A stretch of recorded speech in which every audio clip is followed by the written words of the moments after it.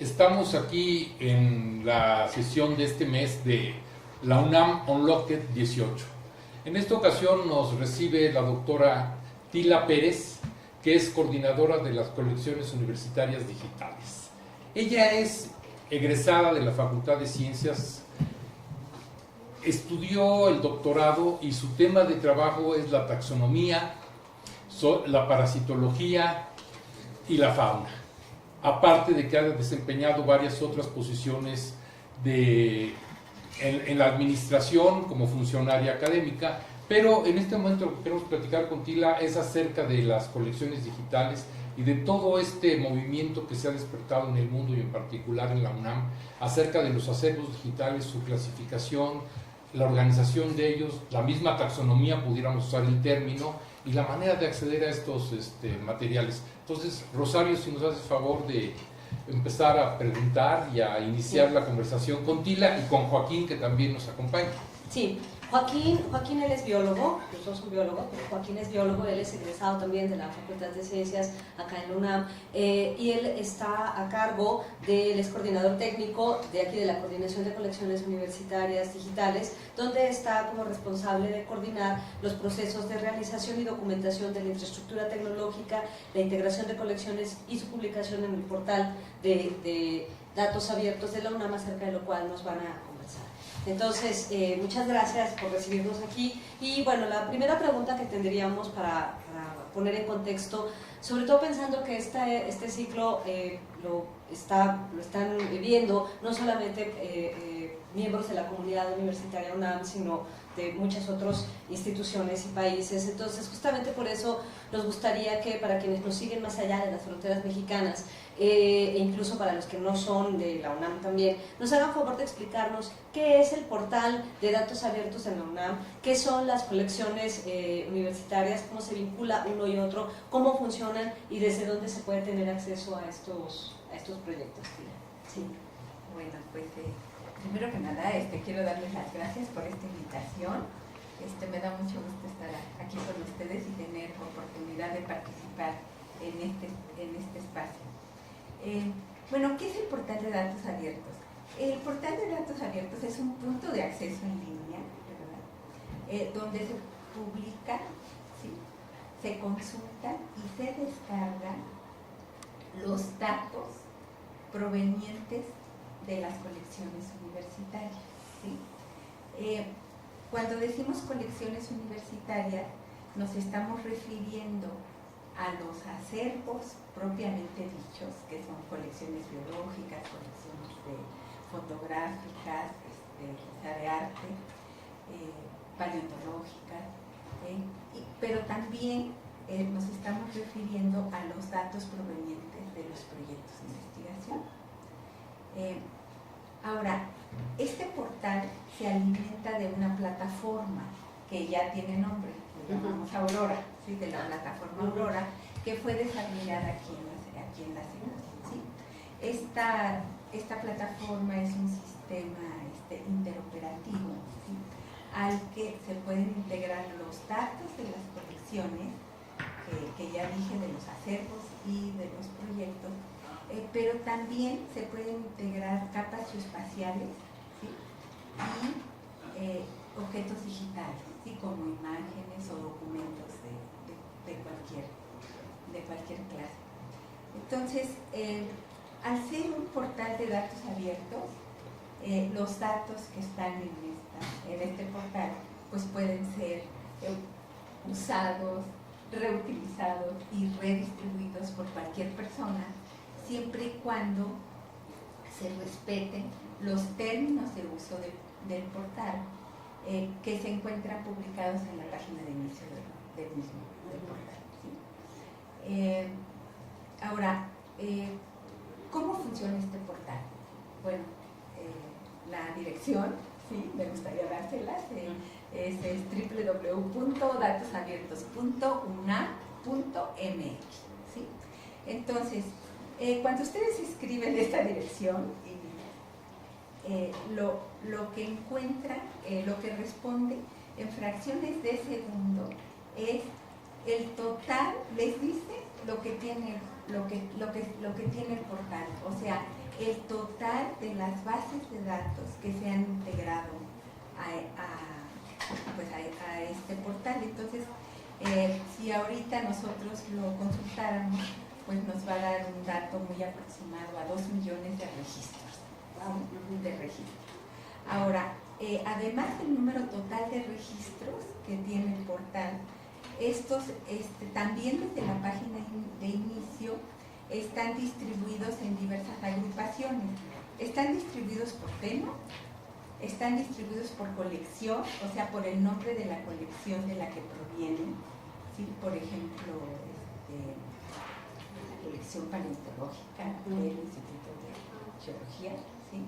Están distribuidos por la entidad universitaria o dependencia proveedora de los datos y también aparece por el estado, por el país y el municipio de donde provienen los datos. Entonces, como ustedes se dan cuenta, es una verdadera clasificación y me gustó lo que dijiste, Rafael, de que es como la taxonomía. Es como taxonomía. Es la taxonomía. Oye, Tila, pero en realidad yo creo que ahí detrás de esto hay un gran reto, ¿no? Por el acervo tan grande que tiene una universidad como la Universidad Nacional Autónoma de México, que es, yo diría, de las más, si no es que la más importante de América Latina. Entonces, ¿qué retos, Joaquín, Tila, han enfrentado ustedes al construir este portal que ahora ya sabemos que se llama Aurora? Que No, además, la plataforma. pero ¿sabes qué tiene padre? Que Aurora siempre es como un nuevo amanecer. No sé si lo usaron como siglas, pero finalmente... No, exactamente fue por el significado que dices, ¿sí? Qué bueno. Y en relación a los retos, la verdad es que han sido de muy diversa índole, ¿no? Retos tecnológicos, porque bueno, la plataforma se desarrolla aquí, retos metodológicos que tienen que ver con la definición de estándares, con el control de calidad, retos normativos que tienen que ver con generación de lineamientos, pero hay un reto que es el que quiero enfatizar, ¿sí? Y de verdad agradezco que me den este espacio para poder hablar de este reto, porque es un reto que se pasa por alto, ¿sí? Y que tiene que ver con la coordinación de acciones entre los diversos actores proveedores de datos, ¿sí? Entonces, ese reto en esta universidad es enorme, porque es una enorme universidad que tiene numerosas colecciones de muy diversas temáticas, ¿sí? Que entre paréntesis, esa es una de las grandes riquezas de nuestra universidad, ¿sí? La diversidad de temas que aborda. Pero no solo, por un lado es esta diversidad de temas, pero por otro lado está en que se encuentran dispersas en nuestra universidad, en las diversas entidades. Sí, físicamente en las dependencias hay una dispersión. Están dispersas, ¿sí? Están dispersas. Entonces, son las entidades académicas y dependencias, pero me voy a referir a las entidades académicas, que revisamos la memoria UNAM y son al día de hoy 87 entidades académicas de la UNAM. Y contando. Sí. Y sin contar las dependencias universitarias. Entonces, son estas entidades las que son las depositarias de las colecciones, o sea, físicamente se encuentran allí. Y estas colecciones son conservadas, curadas y enriquecidas a través del trabajo académico de los académicos de nuestra universidad, ¿sí? Entonces, un eje rector del trabajo de la SECU ha sido generar procedimientos y protocolos que nos permitan coordinar la colaboración, ¿sí? entre los curadores de las colecciones, los académicos que son responsables de la obtención de los datos, Los generadores de los datos. los generadores, ¿sí? Y las autoridades, de las entidades. ¿Sí? ¿Por qué? Porque este es un proyecto institucional. Cierto. Y la normatividad alrededor que siempre que... Pero justo alrededor de eso yo tenía una duda, y ahora que lo mencionas, ¿es un portal que funciona a través del autoarchivo o más bien se cosechan datos que ya están integrados por otras dependencias? Porque cuando uno lo mira y uno entra al portal, uno ve una gran cantidad de información, pero yo no sé si yo soy investigador de la UNAM, yo puedo autoarchivar mis contenidos directamente o tienen que entrar a través de la colección de cada dependencia. Bueno, el portal, los datos provienen muchos vienen incluso de proyectos de investigación directamente. Y entonces nos entregan a nosotros los datos y dentro de la SECU tenemos todo un procedimiento para el manejo y la gestión de esos datos. Desde la definición de un estándar en donde se van a publicar, qué estándar van a seguir, porque es muy importante que los datos puedan integrarse con datos de otras áreas. Que sean encontrables además de Exactamente. Entonces todos están definidos dentro de estándares.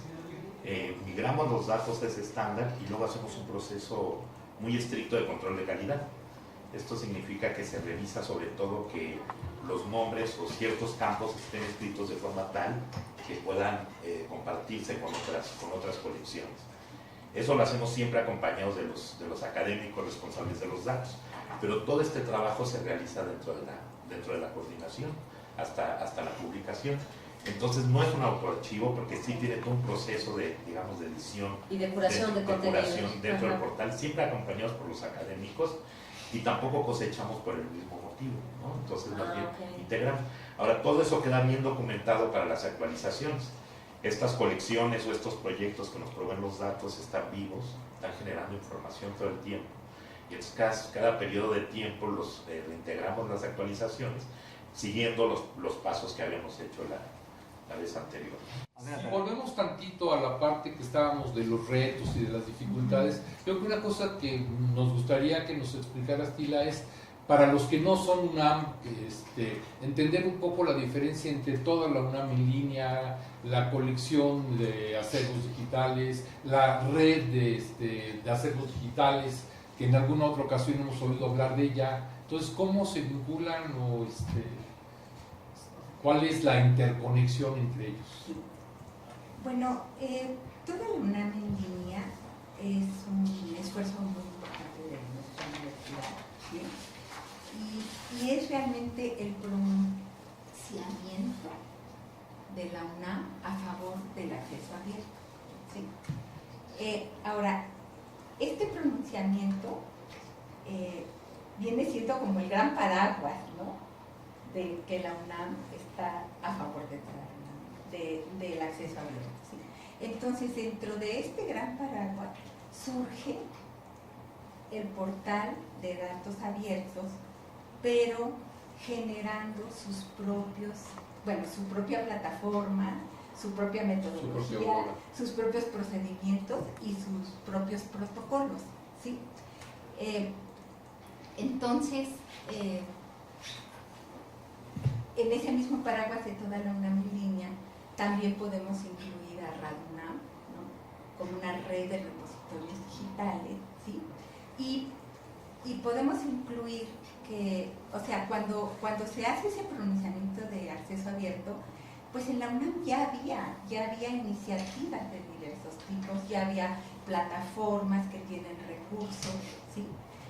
Como pueden ser las tesis de la UNAM, de la Dirección General de Bibliotecas, ¿sí? Libunam. Entonces, lo que nuestro esfuerzo representa es como un trabajo muy estructurado, ¿sí?, que toma en cuenta este aspecto que yo les decía, de la coordinación de los diversos colaboradores, ¿verdad?, que intervienen, pues en este caso,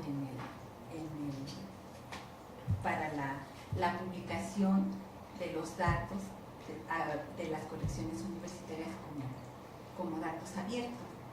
Entonces yo creo que esto es como una muestra, ¿verdad?, de lo que se tendrá que ir haciendo en las diversas plataformas de la UNAM.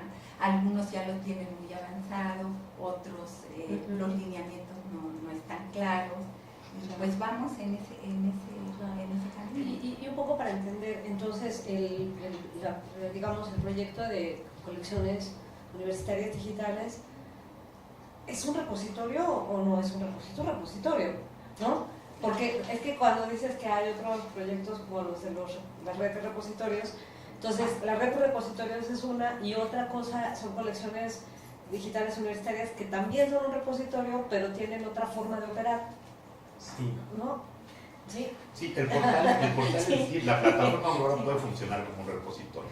Ok. Incluso una salida de los Ajá. datos se puede consultar no solo a través de una página, sino también a través de servicios web, y puede funcionar como un repositorio en donde los datos se extraen como tablas o bases de datos. Pero los datos viven ahí en esa Viven máquina ahí. o ahí hay un índice al cual está refiriendo. No, están todos dentro, Viven ahí. dentro de la plataforma. Ok. Y entonces eso me permite vincular con otra pregunta que teníamos. Como ustedes saben, con toda certeza, bueno, México en el 2014, el 20 de mayo de 2014, emitió una ley, la Ley de Acceso Abierto a nivel federal.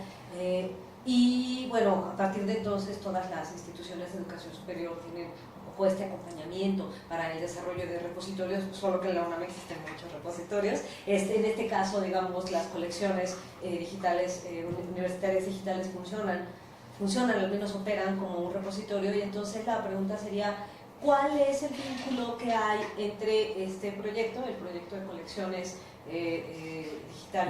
universitarias digitales, con el proyecto nacional de acceso abierto? ¿Están vinculados, se cosechan para el repositorio nacional, otorgan datos allá o no? ¿O cómo otorga los datos la UNAM al repositorio nacional? Bueno, nosotros desde que este proyecto se inició en 2013, ¿sí? Sí. Al inicio de 2013 no existía la plataforma, ¿sí? Entonces el portal se lanza, ¿sí?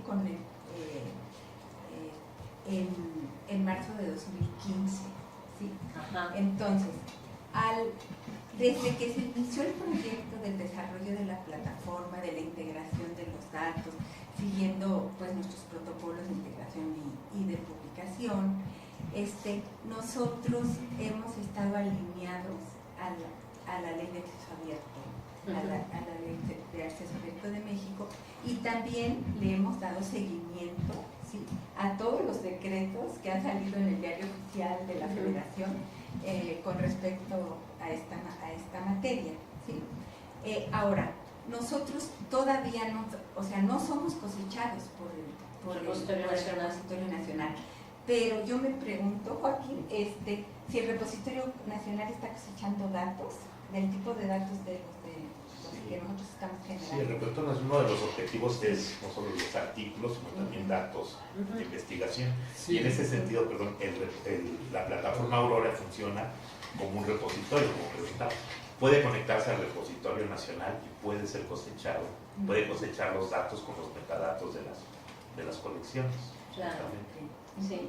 Ahora, esa cosecha, el repositorio nacional no lo va a presentar de la manera en que nosotros lo presentamos, ¿sí?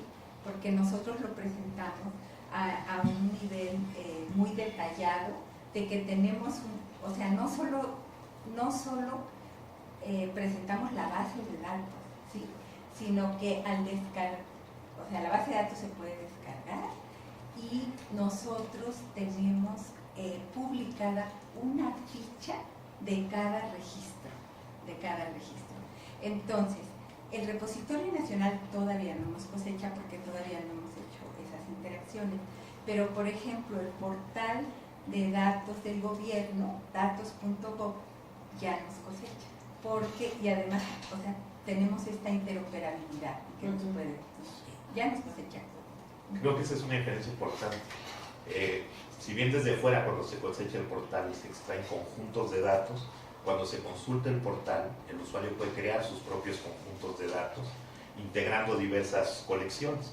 Sí, conjuntos que no existen, por ejemplo, podría ser buscar ejemplares de algún grupo taxonómico en distintas colecciones, en alguna distribución geográfica, y el portal construye ese conjunto y se crea una nueva digamos, base de datos que se puede descargar. Una nueva selección que no existía anteriormente, ¿no? Por ejemplo, ver todos los ejemplares, Todos los camaleones. que están en áreas naturales protegidas, por ejemplo, ¿no? Y entonces al descargar esa base de datos quizá no existía y a través del portal el usuario la puede construir. Pues por eso también es una herramienta muy importante para generar pues, nuevo conocimiento. Claro. Y eso responde a los distintos materiales que aloja colecciones universitarias digitales, porque tenemos entendido que al menos alojan 3 tipos de documentos, ¿no? Documentos o más bien información o datos que derivan de proyectos de investigación académica, pero también publicaciones y también repositorios al mismo tiempo, ¿no? Sí. O acervos. Imágenes, acervos de imágenes también, ¿no? Ajá, Sí. sí. Aunque también es posible encontrar, digo, porque estuvimos haciendo una exploración y es súper interesante, es posible encontrar, por ejemplo, registros que no tienen imágenes.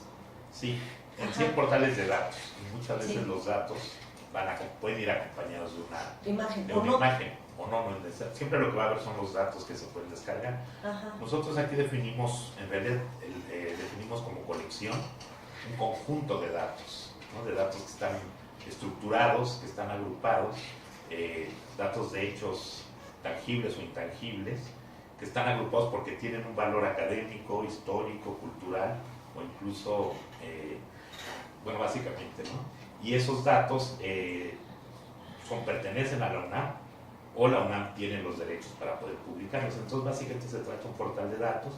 Los datos tenemos 3 tipos de colecciones, que son los que comentaban. Los principales son los acervos, que son colecciones de datos para consulta o para preservación, por ejemplo, ¿no? Como puede ser el Herbario Nacional, colecciones de fotografía. Tenemos otro conjunto de datos que son datos que provienen de la investigación, que son datos creados para responder una pregunta de investigación, ¿no? Y que sustentan las publicaciones académicas. Y el tercer tipo de datos que tenemos son los datos de los acervos, que describen y clasifican ya los productos académicos de la universidad. Pero entonces siempre hablamos de datos, pero cuando hay un objeto digital que puede ser una imagen o puede ser un artículo, pues acompaña Sí. esto. Por ejemplo, en el caso de publicaciones, no solo tienen los metadatos, digamos, de la publicación, eventualmente también la publicación alojada en su servidor o con un link a donde se encuentra. En el caso de los repositorios e instituciones de las publicaciones, con un link a donde se encuentra. Un link a la... En ese caso sí. Por ejemplo, Al sitio original. al sitio original. Sí. En el caso de, por ejemplo, el herbario, tenemos todos los datos de un ejemplar. Un ejemplar es una planta que se colectó en algún lugar, en algún momento. Y tenemos todos los datos del ejemplar, ¿no? Los datos taxonómicos, los datos de ubicación, quién lo colectó, cuándo lo colectó, los datos de la colección. Y tenemos una imagen en alta resolución de ese ejemplar del herbario, de la planta, que también se puede visualizar a través del portal. Oye, decías hace rato que la UNAM tiene los derechos de los materiales. Me imagino que aquí hay un reto también interesante, sobre todo con los materiales muy antiguos, ¿no? Porque hoy es muy común hablar de una licencia Creative Commons y tú das los permisos que quieres, pero las cosas que vienen del pasado y que todavía tienen ahí un derecho reservado por fulanito de tal, ahí no hay alguna especie de conflicto. Sobre todo me refiero a los materiales más antiguos. Sí.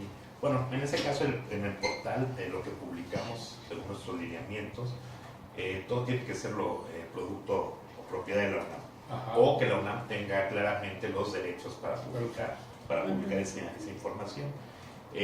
Junto con la Oficina del Abogado General publicamos los lineamientos que comentaba la doctora, los términos de libre uso. Usted dice que vienen al principio. Exactamente. Entonces, mientras se sigan esos términos, pues se puede hacer el uso, ¿no? Que es una especie de licencia Creative Commons, Sí. que te permite el uso al que estás acotado, ¿no? Exactamente, siempre y cuando cites, en realidad lo que se pide es que se cite la fuente. Sí. Okay.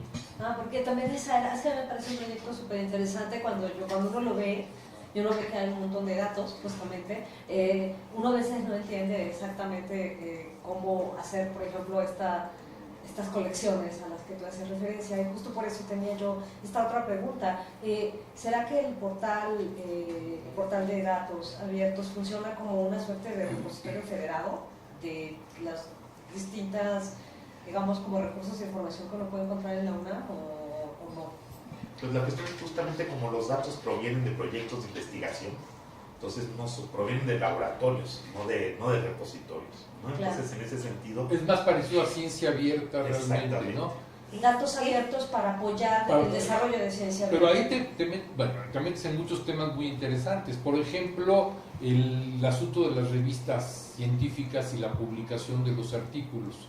¿Hasta qué punto el autor que quiere publicar en una revista que no es de acceso abierto te puede dejar sus datos o no te los puede dejar? Claro. Bueno, es que cuando hablamos de ciencia abierta, estamos pensando no solo en abrir las publicaciones, sino abrir los productos de las diferentes etapas de la investigación. Incluso de las etapas dato, previas a la publicación. Los datos crudos, las herramientas que hackeando. usaste, cómo lo hiciste, de manera que cualquiera pueda reproducir si quiere y ver que lo que tú estás diciendo sale de tus propios datos, ¿no? Entonces, nosotros aquí en el portal, efectivamente lo que estamos impulsando es la ciencia abierta, porque además estamos considerando que este portal con su uso genera conocimiento, en el ejemplo que acaba de decir Joaquín.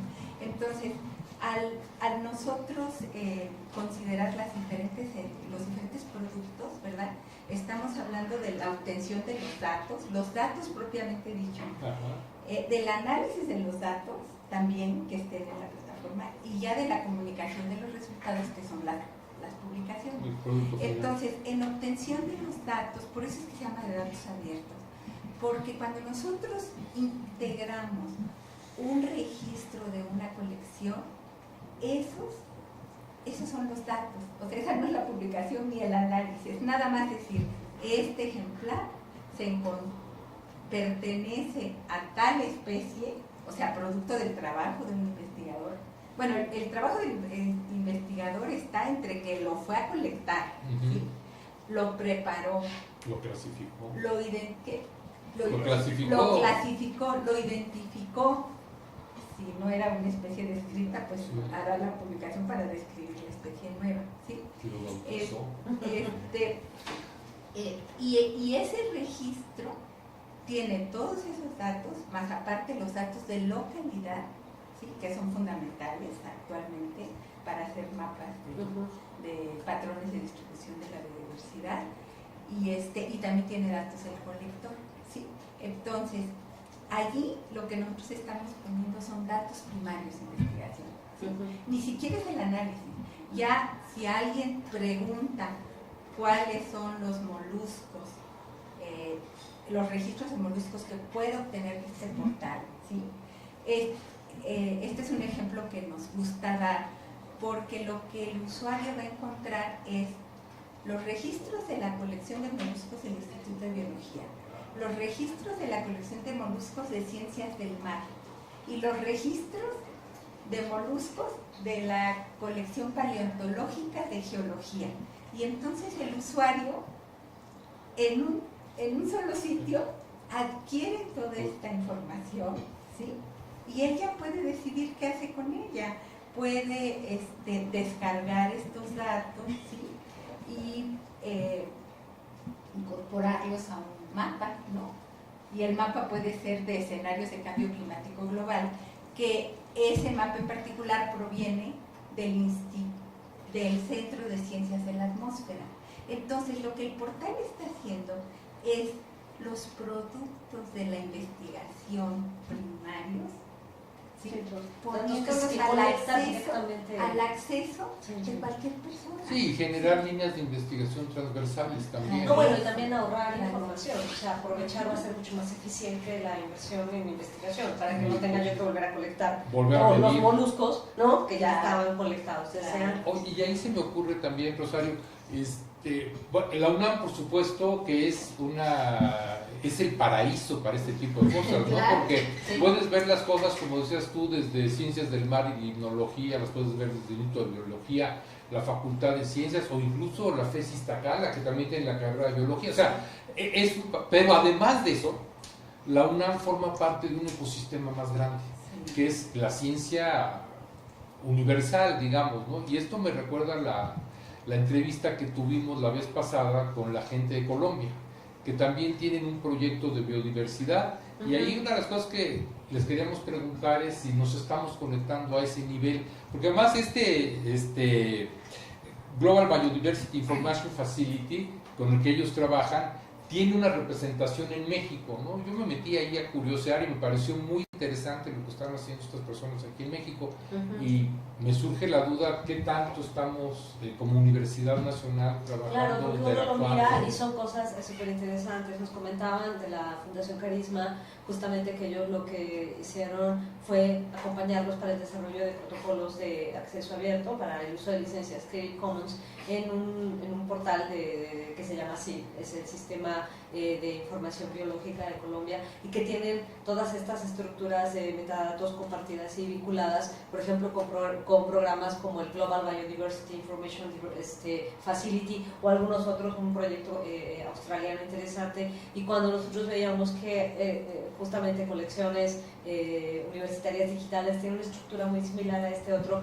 pensábamos si justamente también tenían estas posibilidades de interoperabilidad con proyectos también internacionales de este tipo para compartir también datos e información a nivel global. O sea, nosotros estamos diseñados para que esos vínculos se hagan, porque tenemos la interoperabilidad sintáctica, ¿sí?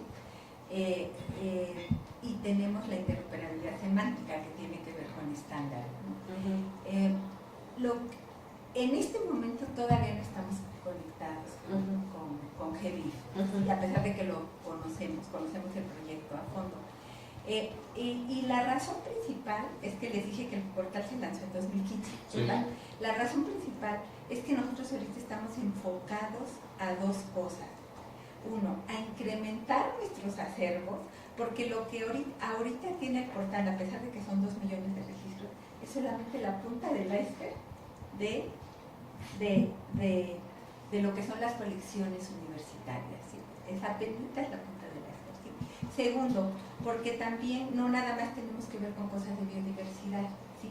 Cuando se creó la coordinación, uno de los mandatos del rector en el acuerdo es que no nada más estuviera enfocado a colecciones biológicas, ¿sí? Porque este proyecto surge precisamente de la creación de un sistema de informática de la biodiversidad del ambiente. Entonces, que no estuviera nada más enfocado a biológicas y no nada más enfocado al subsistema de investigación científica, que también entraran las humanidades, ¿sí? Las facultades y las escuelas. Sí. Y con todas estas... Todo. Es que ese es el gran reto, Por eso vuelvo a repetir, un punto fundamental es cómo le vamos a hacer. Oye, te puedo hacer otra pregunta. Sí. Porque, ¿cómo se están incorporando? Porque hacer todo esto desde la coordinación es, yo no diría que imposible, pero sumamente difícil, ¿no? Sí. Es que es una tarea enorme. Entonces tú tienes que ir sumando a las distintas partes de la UNAM, como tú decías ahorita, bueno, que se incorporen las humanidades, que se incorporen las facultades, y a la hora que incorporas a las facultades, pues te vas a la docencia, ¿no? Y entonces, mira, decían los cuates de Colombia, bueno, los cuates de Colombia se llaman la Fundación Carisma, perdón, decían en la Fundación Carisma, que ellos son, en Colombia creo que tienen el segundo lugar en biodiversidad. Alguna vez Sarucán nos platicaba también que México, sobre todo en la parte del sureste, también es uno de los sitios más biodiversos, ¿no? Entonces, tú puedes hacer ahí, por ejemplo, un experimento de docencia en que pones a un grupo de alumnos en Colombia, a un grupo de alumnos en México, y los puedes llevar a hacer prácticas de campo como la biología 2 y biología de campo 1, biología de campo 2 que se llevaban en la Facultad de Ciencias, y pueden estar intercambiando sus datos. Ahora, eso no lo va a hacer la coordinación, porque la coordinación tiene la tarea de coordinar. Lo que tienes que hacer es que esta gente, los profesores, todo el mundo conozca el proyecto, y espero que vean el proyecto, que vean esta emisión, que vean la entrevista y que digan, oye, levanto mi mano, ¿cómo le hago? Porque yo quiero armar un proyecto. Y a lo mejor tienen que hacer cosas como vincularlo con los PAPIMES, ¿no? ¿Qué tal que, por ejemplo, la próxima emisión de PAPIMES tú dices, o peor aún, los PRIDES? Porque tú le dices a un profesor que le vas a ayudar con su PRIDE y dices, mira, esto va a puntuar para tu PRIDE. Pero para la comunidad que no es una y que no es de México. Sería un regalo maravilloso que expliquen qué es PAPIME y qué es PRIDE, porque el mundo fuera de la UNAM se ha de estar preguntando de qué está hablando Rafael. Yo no me estaba esperando que tú me hicieras la pregunta para decirlo. Mira, el PAPIME y el PRIDE... Yo creo que te refieres al PAPIT, ¿no? PAPIT y PAPIT. Bueno, ya podemos explicar tres cosas. Sí. PAPIME, PAPIT y PRIDE. Sí. El PAPIME y el PAPIT Sí. son estímulos o apoyos económicos que la universidad da a los profesores para que tengan financiado un proyecto. Es como si tú pides un apoyo económico a CONACYT o alguna otra institución, en este caso es la UNAM quien te va a financiar. Y con eso tú puedes tener becas para tus estudiantes y puedes tener también adquisición de equipo. Entonces, eso es muy importante porque viene a coadyuvar directamente con el proyecto. Pero la otra es que ¿quién va a dirigir esas cosas? Los profesores, los miembros del personal académico. Y entonces el profesor tiene una beca por desempeño, esa beca se llama PRIDE, pronunciada en español no Pride, ¿no? Entonces, porque sí puede ser My Pride, pero en realidad es mi PRIDE. Sí, pero regresando al punto, y que a mí me parecía importante la pregunta que hacías por cuanto toca a estos temas, es el vínculo y cómo difundir entre la comunidad universitaria estos, vamos, colecciones como estas que eventualmente me puedo imaginar que a lo mejor no, la UNAM es tan grande que no todo el mundo entiende exactamente cómo funciona, cómo yo me puedo acercar a colecciones digitales universitarias, tener yo mi proyecto, cómo, o sea, si yo tengo mis datos, que llego, los traigo, cómo hago para vincularme con ustedes, para acercarme a que los integren en los datos. ¿Cómo hace un profesor normal así, de a pie, ¿no? Que tiene un montón de datos, llega, toca la puerta del primero del instituto, ¿no? Y luego entra del instituto de biología y entra para acá. ¿Cómo hace alguien normal para vincularse? Yo les mencioné al principio que las colecciones que se integran se convierten en un proyecto institucional, ¿sí? O sea, no llegan a nosotros, y si llegan las personas, siempre tenemos interlocutores en las entidades y están avalados los proyectos, las colecciones que se van a incorporar por el director de la... Por las autoridades locales. Entonces tiene que ser en el marco de un proyecto institucional, no es que cualquiera puede llegar. Sí, pero digamos, sí puede llegar cualquiera porque simplemente se les dice, mira, para poder coordinarnos bien, vamos a seguir un protocolo de integración y publicación en el portal de datos abiertos que tenemos publicado, ¿sí? Entonces, parte de cómo difundimos son estos folletos, este manual, ¿sí?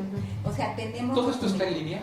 Sí. Todo está en línea. Porque en esto, la página de la obviamente hay que poner bien el link, sí, para que la gente vaya y vea el link y se meta. Todo eso está en línea. Entonces, de hecho, la pregunta que me hacen se resuelve explicando brevemente este protocolo, ¿no? Tiene 4 fases importantes. La primera, que tiene que ver con la definición del proyecto, ¿sí? Con las colecciones que se van a integrar y con la formalización de la colaboración, ¿sí? La segunda tiene que ver con la arquitectura de datos, y es que para esa colección qué estándares se van a utilizar y qué bases de datos y el trabajo de publicación se van a desarrollar. La tercera tiene que ver con la gestión, ¿sí? Con la gestión, que aquí nos referimos al control de calidad, ¿sí? Y a los desarrollos tecnológicos que se tengan que hacer para la publicación, que la publicación ya los datos son validados por los académicos responsables y ya cuentan con los permisos. Entonces, cualquier persona que viene, nosotros les damos una plática introductoria, les damos los materiales, ¿sí? Y les decimos, les decimos así, este es el camino. Pero ustedes hacen una pregunta que pues es muy relevante, y es que requerimos tener más difusión. Sí. Eso lo aceptamos, a pesar de que tenemos un departamento de difusión que está a cargo de Edurne, que es la maestra con la que hemos establecido el contacto, ¿sí? Entonces, pues hay redes sociales, tenemos la propia página de la SECU, donde están todos estos documentos, y y justo ahorita estamos en la etapa de abordar el que el portal se utilice como una herramienta educativa. Exacto. Lo que dijiste del papine es justo en lo que estamos hablando. Bueno, ya ves. No, bueno, pero él No, no tenía bueno, que explicar que era un papine. No, bueno, y qué bueno que tú lo preguntas, porque a veces a nosotros se nos olvida que hay un mundo más allá de que existe otro mundo más allá. Yo quisiera nada más agregar un punto de la importancia también de que sean proyectos institucionales. Tiene que ver con una pregunta que nos hacen anteriormente, ¿no? De los derechos de publicación de los datos. Nosotros necesitamos que estén respaldados por la institución. Entonces, al final de este protocolo, justo quien firma y autoriza que se publiquen esos datos tiene que ser el director de la entidad, ¿no? Entonces, por eso es tan importante que siga siendo como proyectos institucionales. Sí, y yo tenía también otra duda respecto a la estructura de justamente de los metadatos, lo que decían hace un momento, porque una cosa es registrar datos biológicos. Hicimos una visita por la página y vimos que hay mucha riqueza en información de biología, y en las otras áreas es algo que está empezando. Y bueno, justamente porque el proyecto nació en el marco de esto. Yo todavía recuerdo el proyecto SIVA, que era el Sistema Informática de Biología y Ambiente, de la biodiversidad y medio ambiente, que era un proyecto, porque al final del día Colecciones Universidades Digitales surgió en el SIVA, ¿no? Y creció tanto que el día de hoy es una coordinación en general. ¿Cómo fue esta mudanza de un pequeñito proyecto a algo tan grande como este? En el 2004 justamente empezamos con este proyecto coordinado por la doctora, que era el coordinador técnico. Era dentro de los proyectos Impulsa, el Impulsa 5, era justo el Sistema Informática para la Biodiversidad y el Ambiente, que lo que buscaba era conectar las distintas colecciones de la UNAM que tuvieran información sobre biodiversidad con otras fuentes que tuvieran información sobre ambiente, y a través de una sola plataforma poder integrar. Y entonces fue ahí cuando empezamos pues el primer reto de lograr integrar distintas colecciones de distintos grupos y distintos temas. Y en esa época, perdón un poquito también, ni se hablaba, no era tan famoso hablar de ciencia abierta y datos abiertos. O sea, podemos decir que ustedes empezaron a hacerlo cuando estaban cerrados. Sin que se supiera todavía, hubiera tanta difusión en torno a estos temas. Más bien fueron pioneros, ¿no? Pues, yo creo que sí, ¿no? Con toda esta cuestión de ciencia abierta y bueno, y hemos visto que justamente con el CONACYT pues hemos seguido las mismas líneas, ¿no? Claro. Y de ahí se crearon distintas unidades informáticas porque tratamos de que el proyecto estuviera distribuido. Claro. Y entonces surgió, por ejemplo, que siguen existiendo, que también fue un gran logro, en el Instituto de Ciencias del Mar y Limnología UNIMAR, que tiene toda la información de biodiversidad del mar. En Química, la UNIQUIM, que tenía los compuestos químicos de las plantas, sigue existiendo. UNIGEO, con datos geográficos, UNIPALEO, con datos de las colecciones paleontológicas. La misma UNIBIO sigue existiendo. Entonces, esa red se hizo. Y en algún momento se nos acercaron del Instituto de Investigaciones Estéticas. Ustedes dijeron, bueno, ¿cómo estéticas? Si éramos biológicos. Oye, pero si los moluscos son muy bonitos también. Claro. Y ellos lo que buscan es un sistema, o adaptar el sistema para el manejo de sus acervos fotográficos. Claro. Y ustedes dijeron, wow, voltearon a ver a los... Pues sí. ¿Sí? Y empezaron a usar el sistema y funcionó realmente bien. Incluso nos dimos cuenta ahí que podíamos integrar datos no solo de biodiversidad de ambiente, que al final eran datos. Que al final eran datos. Claro. Entonces bien estructurados, y a partir de esa experiencia pues nos dimos cuenta, y bueno, con la doctora nos impulsar que se abriera a otras colecciones, y fue cuando se crea ya la coordinación para integrar todas las colecciones. Claro. Pero dime, ¿qué reto más grande? Sí, aquí quiero decir algo. Todo esto fue el trabajo desde aquí de la coordinación. Claro, que exactamente como lo dice. Claro. Pero tuvimos el apoyo de los directores de las entidades, que ellos decían, es que mi unidad es muy importante. ¿Sí? Estos directores de las entidades hablaron con el coordinador de la investigación científica, que en ese entonces era el doctor Carlos Aramburu, y el doctor Carlos Aramburu se dio cuenta de que este proyecto tenía que continuar. Claro. Y el doctor, como coordinador de la investigación científica, habló con el señor rector, que en ese entonces era el doctor Narro. Y entonces ya les presentamos a ellos un proyecto, ¿sí?, que fue lo que hizo que la máxima autoridad de la UNAM generara un acuerdo de creación de las colecciones Claro, qué bonito conocer la historia, porque entonces uno entiende por qué se fue haciendo grande, porque uno nada más lo ve gigante y no entiende. Pero ahora el gran reto, ustedes vienen de la biología y de integrar datos abiertos en biología con todos los campos disciplinares similares, sin tener la plena certeza de que estaban haciendo ciencia abierta, lo que después se vino a llamar ciencia abierta. Ustedes dijeron, pues lo vengo haciendo desde hace rato. Pero de pronto se encuentran con la integración de datos de muy diversa índole, porque digo, yo soy socióloga y me puedo imaginar que los datos yo me imagino más los datos de la sociología, ¿viste? En las ciencias sociales, y ahora que hablan ustedes de datos de biología, digo, y claro, hay que integrar todos esos datos, porque con toda certeza tienen estructuras distintas. ¿Cómo hacer esta integración de estructuras con las distintas naturalezas de datos de disciplinas sociales, humanísticas, científicas? Es un reto enorme. Pues nosotros seguimos la metodología, siempre acompañados por los académicos responsables. Claro. Entonces siempre es un trabajo, no es que nos entreguen los datos y nosotros seguimos. Sí. Siempre es un trabajo de continuo contacto para asegurarnos de que la información está estructurada correctamente. Todo el control de calidad que hacemos es con ellos. Y no es tanto como para corregir los datos, sino para homogenizarlos con los datos de otras colecciones, ¿no? Por ejemplo, los nombres geográficos, las fechas, todo ese tipo de cuestiones. Pero siempre el secreto ha sido trabajar con los académicos. Como comentaba la doctora, entonces el gran reto es coordinar el trabajo de tantas colecciones como hay, junto con académicos que las están respaldando. Eso nos da una ventaja también muy grande. Cada dato que se publica en el portal está respaldado por un académico. Claro. Incluso en la ficha de cada dato viene el contacto para cualquier duda o cualquier comentario, pues se puede... Oigan, y ya como dato así, claro, porque ustedes vienen de la biología, integrando todos estos datos de muy diversos ámbitos disciplinares, ¿qué es lo que más raro les ha parecido que dicen, no, nunca imaginé que hubiera datos de ese tipo y que se tuvieran que curar de esta manera? Como biólogos, ¿qué les ha parecido más raro? Bueno, pues a ver, yo voy a decir lo mío. Entonces, a mí nunca me imaginé que nos iba a llegar el acervo de Silvestre Revueltas. Con las partituras. ¿Qué tal? Sí. Cuando llegó la facultad de Sonido música, 3. yo dije, la facultad de música, en esa sí no había pensado.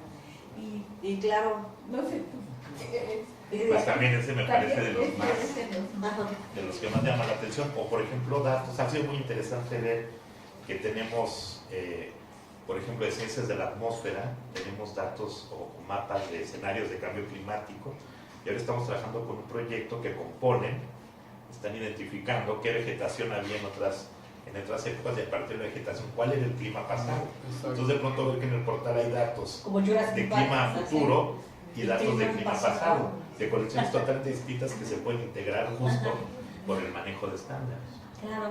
Oye, las versiones de novelas, ¿no? Por ejemplo, cuando tú tienes el registro de un manuscrito de cómo se escribió una novela, vamos a suponer que Carlos Fuentes escribió primero algún borrador, te lo encuentras por ahí y luego 3 o 4 borradores después ves la novela final, o sea, todas esas etapas en las cuales vas viendo la evolución del proceso creativo, todo eso es sumamente apasionante. Claro, no, y además la UNAM, por supuesto, que tiene la posibilidad de tener acceso a todo esto.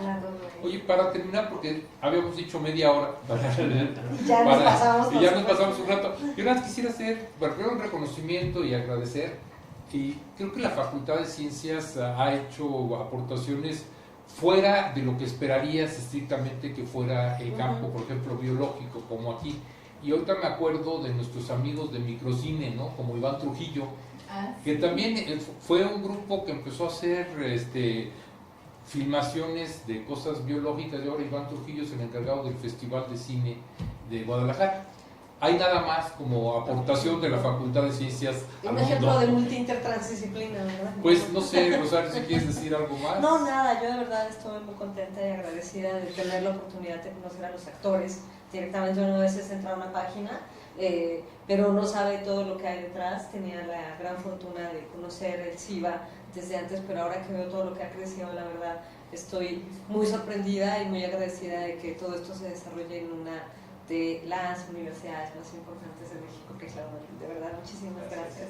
Sí. Tila, muchas gracias. Joaquín, muchas gracias. Y a quienes hicieron favor de seguirnos, por favor, no dejen de mantenerse en contacto con nosotros con las siguientes emisiones de la serie. Claro, y todas las preguntas que tengan, las pueden poner un hashtag, que es el que estamos usando, hashtag UNAM Unlocked 18, para el seguimiento a las preguntas que haya.